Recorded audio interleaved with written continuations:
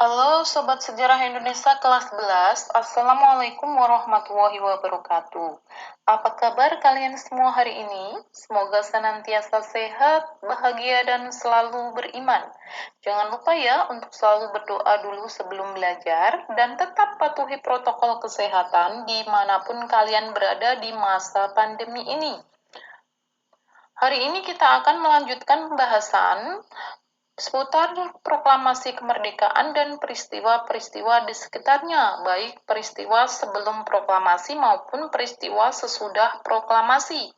Sebelum proklamasi dulu, kita sudah membahas tentang peristiwa Rengas Dengklok, kronologi penyusunan teks proklamasi, jalannya proklamasi, dan juga tokoh-tokoh proklamasi.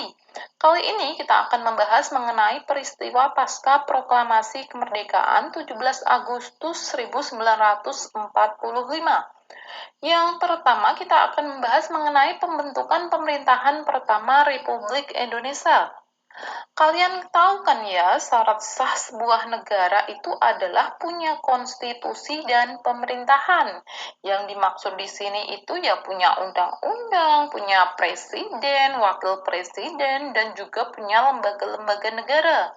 Yang kedua, syarat berdirinya sebuah negara itu adalah punya wilayah, punya rakyat, dan juga mendapatkan pengakuan dari negara lain. Nah, pengakuan dari negara lain ini nanti akan kita bahas lebih lanjut lagi di materi sejarah peminatan kelas 12. Untuk konstitusi itu sudah disiapkan oleh BPUPKI.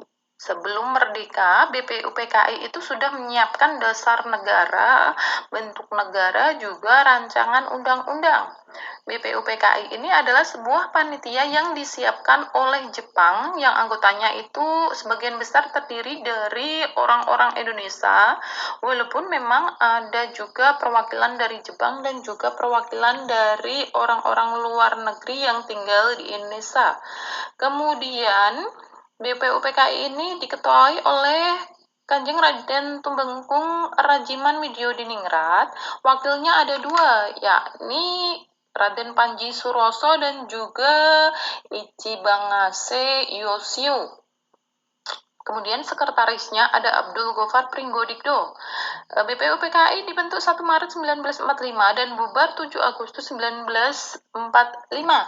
Anggotanya ada 60 orang anggota dari asli Indonesia dan juga 6 anggota tambahan. Nah, pada sidang pertama 29 Mei sampai 1 Juni 1945, mereka itu berhasil menyusun dasar negara, dan juga pada 22 Juni panitia kecil atau panitia 9 yang dibentuk bisa menghasilkan Piagam Jakarta atau Jakarta Charter. Kemudian BPUPKI sidang kedua tanggal 10 sampai 17 Juli itu menghasilkan bentuk negara Indonesia, nantinya itu republik. Batas wilayahnya itu merupakan batas-batas wilayah bekas jajahan Hindia Belanda dulu, yang meliputi ada Malaya, Borneo Utara, Papua, Timor Portugis, dan pulau-pulau yang lainnya. Kemudian pada sidang yang kedua ini menyetujui Piagam Jakarta dijadikan sebagai pembukaan Undang-Undang Dasar. Juga menyetujui struktur Undang-Undang Dasar yang disusun oleh Insinyur Soekarno dan kawan-kawan. PPKI atau Panitia Persiapan Kemerdekaan Indonesia, yang dalam bahasa Jepangnya itu adalah Dokuritsu Jumbi Inkai, dibentuk 7 Agustus 1945 dengan Insinyur Soekarno sebagai ketuanya, Muhammad Hatta sebagai wakilnya, dan juga Ahmad Subarjo sebagai Dewan Penasehatnya.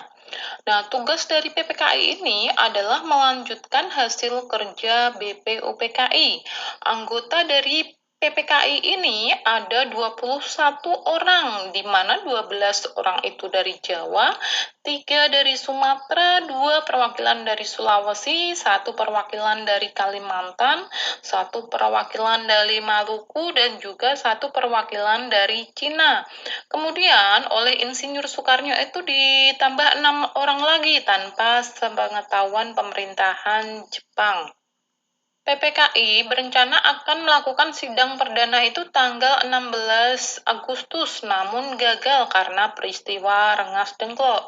Kemudian mereka baru melaksanakan tugasnya bersidang pada 18 Agustus 1945 di gedung bekas kantor Foxtrot di Pejambon, Jakarta Utara ya. Sore hari setelah proklamasi 17 Agustus 1945, ada beberapa tokoh dari Indonesia Timur yang beragama Kristen mendatangi Insinyur Soekarno dan juga Muhammad Hatta.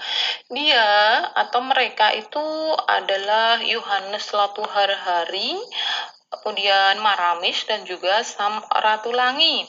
Nah, tokoh dari Indonesia Timur ini meminta agar dasar negara, utamanya pada pasal 1 itu dirubah karena dirasa terlalu bercorak Islam. Padahal di Indonesia itu ada banyak penduduk yang non-Islam. Mereka mengancam akan memisahkan diri dari Indonesia jika keinginan mereka tersebut tidak dipenuhi. Kemudian, Hatta menyuruh Kasman Singodimedjo untuk merayu Ki Bagus Hadikusumo sebagai tetua dari golongan Islam agar mengizinkan perubahan pada dasar negara, utamanya pada pasal 1. Nah, akhirnya disepakatilah beberapa perubahan dalam Undang-Undang Dasar. Yang pertama itu kata mukodimah diganti menjadi pembukaan. Ya, kemudian perubahan sila pertama dalam Pancasila atau dalam pembukaan alinea keempat. Itu yang awalnya berbunyi ketuhanan dengan kewajiban menjalankan syariat Islam bagi para pemeluknya diganti menjadi ketuhanan yang Maha Esa. Kemudian sila yang menurut kemanusiaan yang adil dan beradab itu diganti menjadi kemanusiaan yang adil dan beradab. Selanjutnya pada pasal 6 ayat 1 mengenai Presiden Indonesia adalah orang Indonesia asli dan beragama Islam, dirubah menjadi Presiden Indonesia adalah orang Indonesia asli saja. Pada tanggal 18 Agustus 1945, PPKI melakukan sidang yang perdana. Rencana awalnya sih sidang ini dimulai pukul 9.30 waktu Indonesia Barat, namun mundur menjadi pukul 11.30 waktu Indonesia bagian Barat.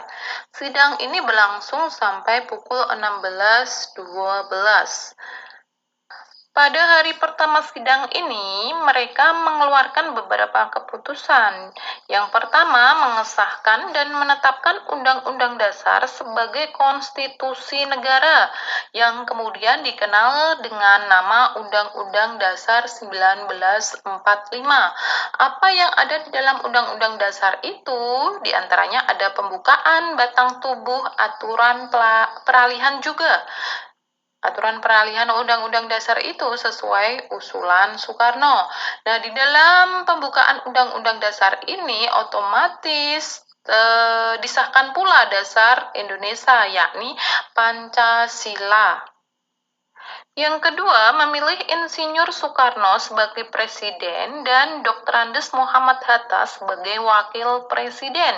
Itu berarti Indonesia menerapkan sistem pemerintahan presidensial.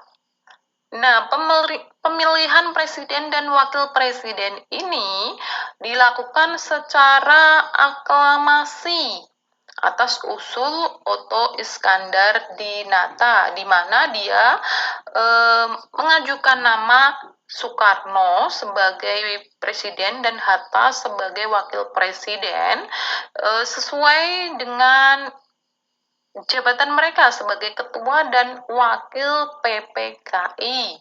Nah, mengingat situasi dan kondisi yang mendesak juga ya, akhirnya peserta rapat itu kemudian menyetujui secara lisan dan juga memberikan tepuk tangan. Jadi tidak ada pemilu atau pencoblosan atau pemungutan suara ya. Nah, kalau kalian mau melihat Oto Iskandar di Nata, itu ada di gambar uang 20.000 yang lama itu. Nah, keputusan yang ketiga itu adalah mereka menetapkan untuk membantu presiden sementara waktu, maka presiden ini akan dibantu oleh sebuah komite nasional yang bertugas membantu tugas presiden sebelum DPR atau MPR terbentuk.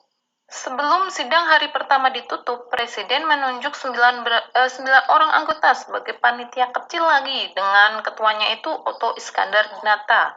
Nah, tugas panitia kecil ini adalah membahas hal-hal yang meminta perhatian mendesak seperti pembagian wilayah negara, tentang tentara kebangsaan, kepolisian, dan juga perekonomian. Anggota dari panitia kecil ini diantaranya ada Subarjo, Iwa Kusuma Sumantri, ada Ki Gusti Ketut Puja, ada Wiranata Kusuma, Amir Syarifuddin, Ramidan, dan juga Sam Ratulangi.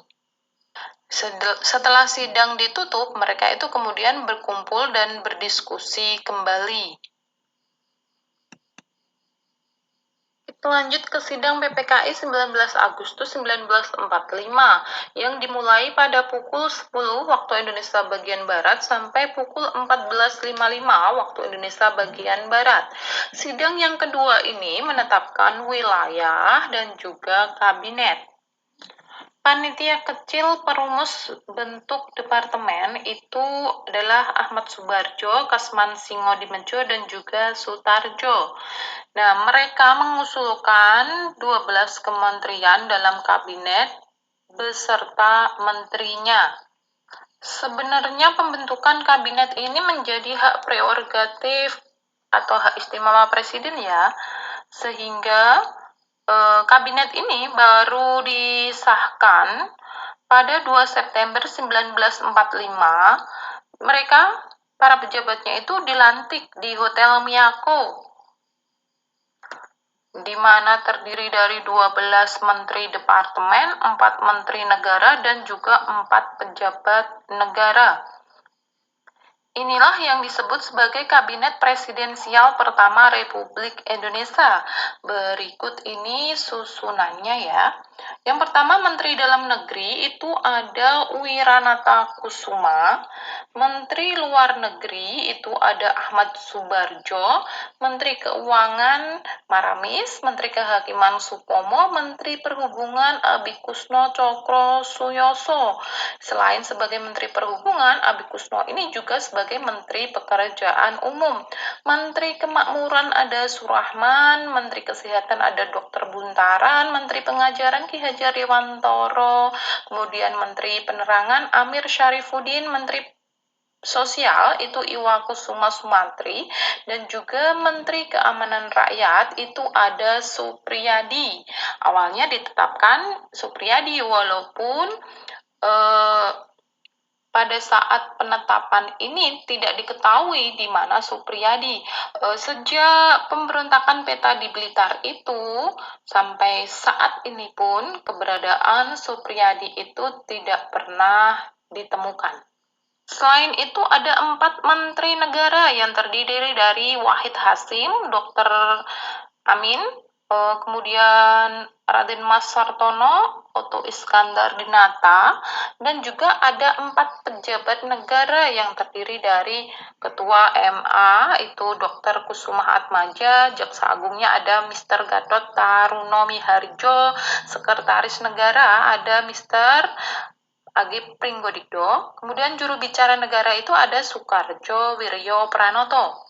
Kemudian, panitia kecil pimpinan Oto Iskandar Dinata menyampaikan hasil kerja kelompoknya. Mereka menyampaikan wilayah Republik Indonesia meliputi 8 provinsi sekaligus menunjuk gubernurnya.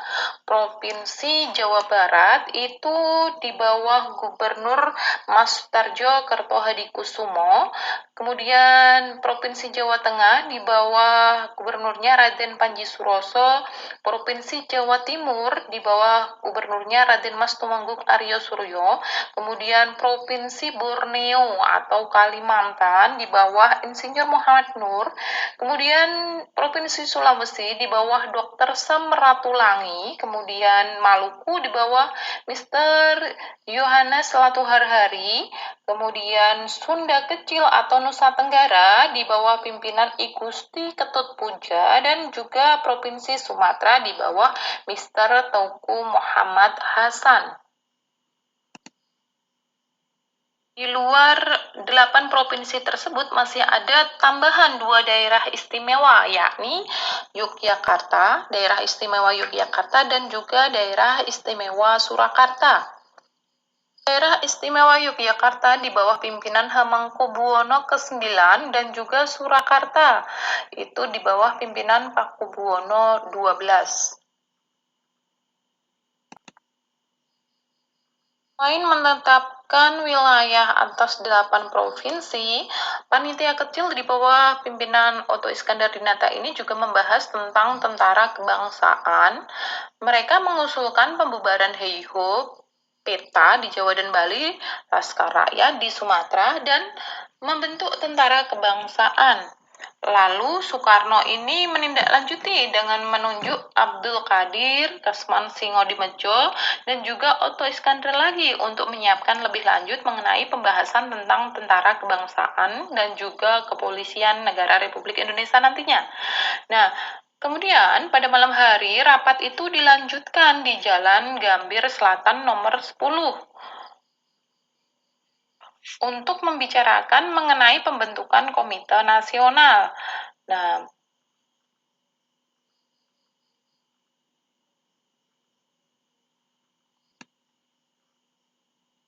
sidang PPKI hari ketiga, tanggal 22 Agustus 1945.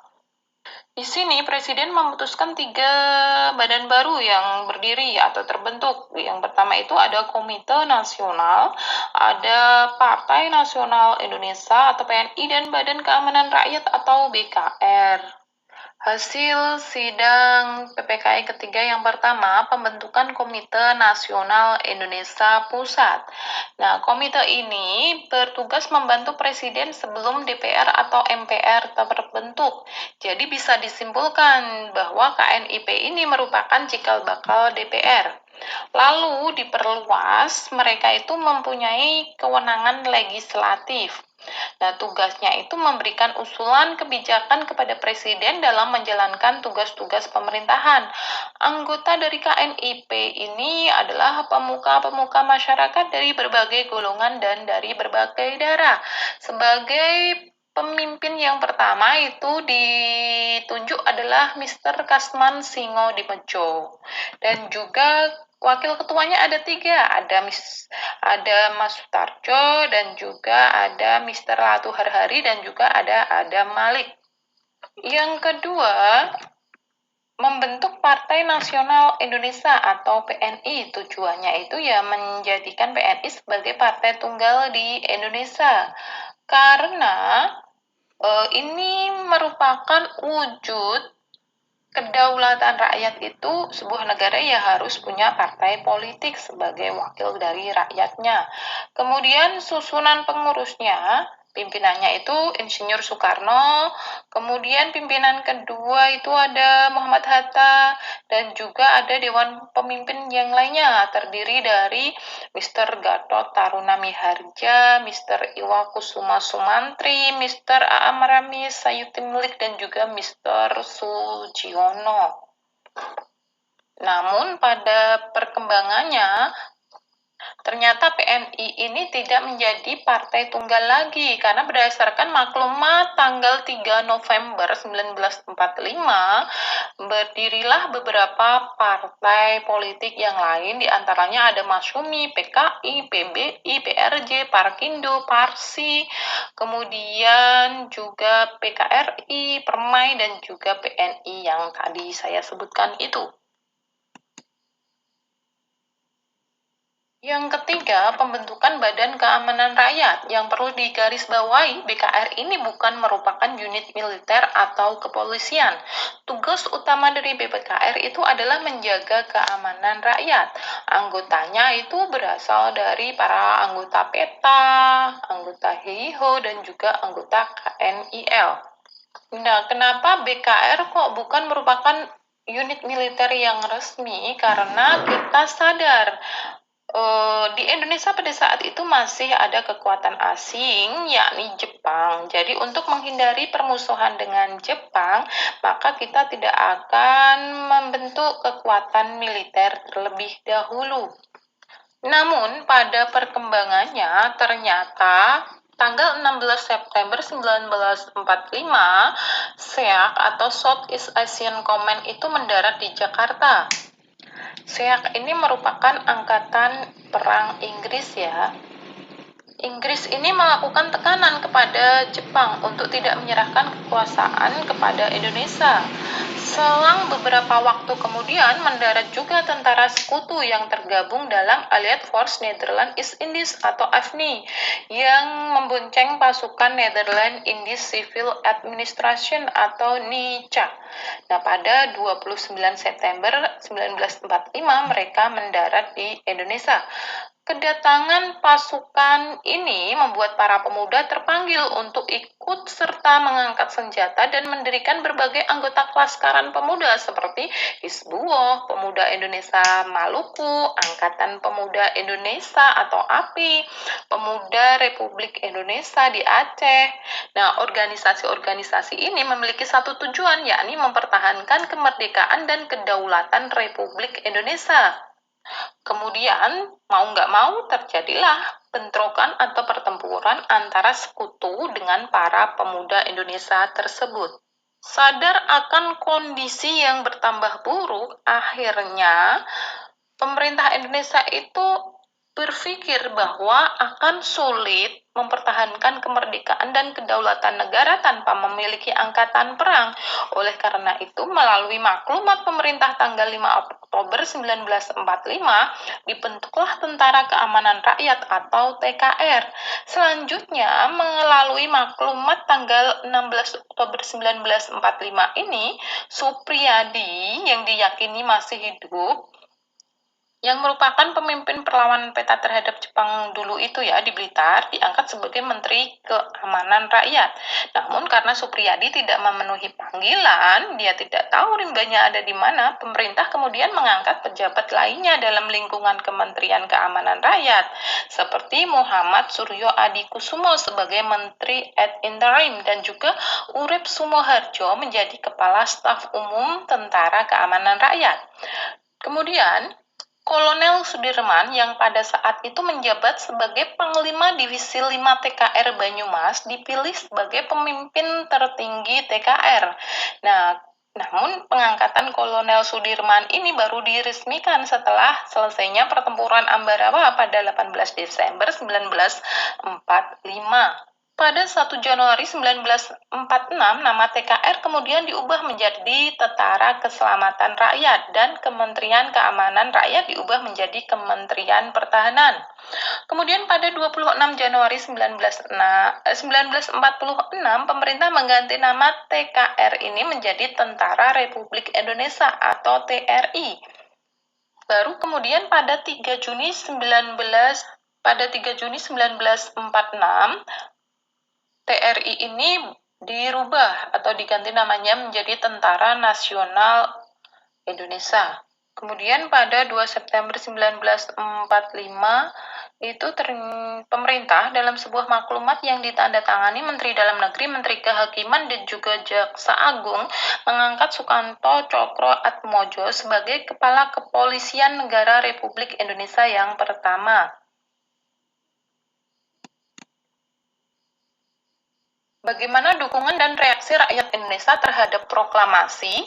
Ada yang reaksinya itu dilakukan secara langsung dan spontan, dan juga ada juga reaksinya itu yang diwujudkan dengan pelucutan senjata atau pengambil alihan aset Jepang. Nah, untuk kali ini kita akan bahas dulu mengenai reaksi langsung atau spontan. Setelah mendengar berita proklamasi kemerdekaan 17 Agustus 1945 itu, rakyat menyambut dengan gembira dan penuh semangat untuk mempertahankan kemerdekaan.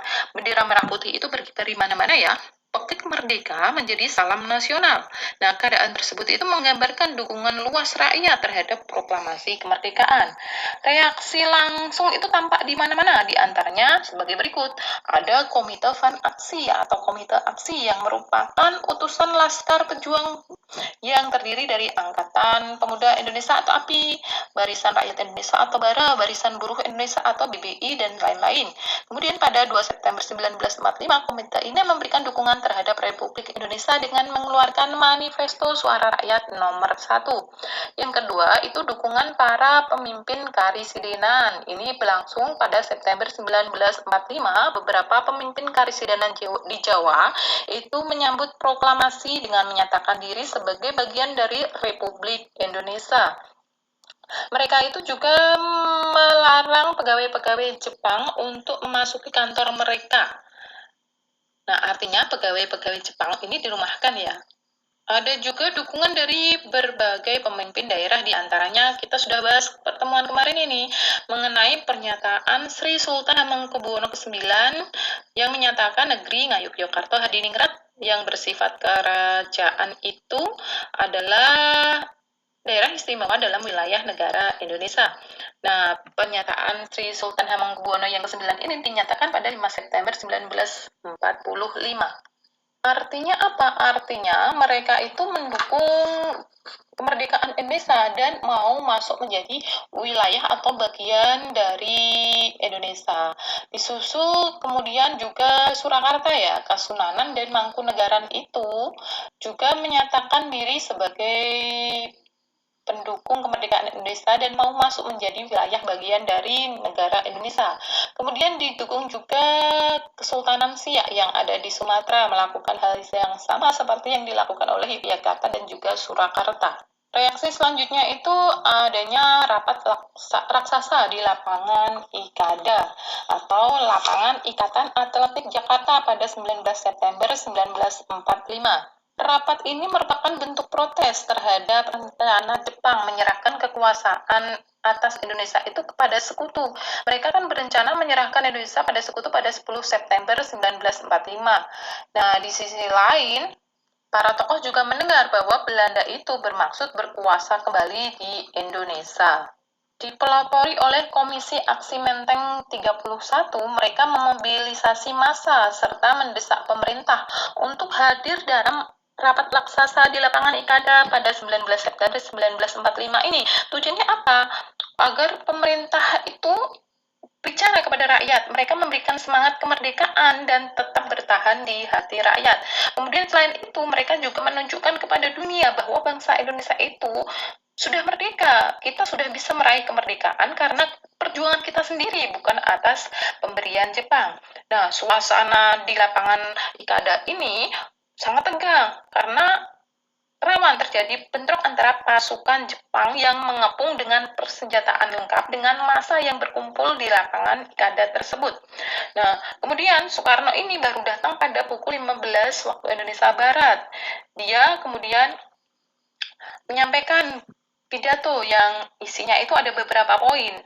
Sekali lagi dia menegaskan bahwa bangsa Indonesia itu telah memproklamasikan kemerdekaan serta bertekad akan mempertahankan kemerdekaan ini. Nah, yang kedua, dia meminta dukungan dan kepercayaan rakyat terhadap pemerintah Republik Indonesia.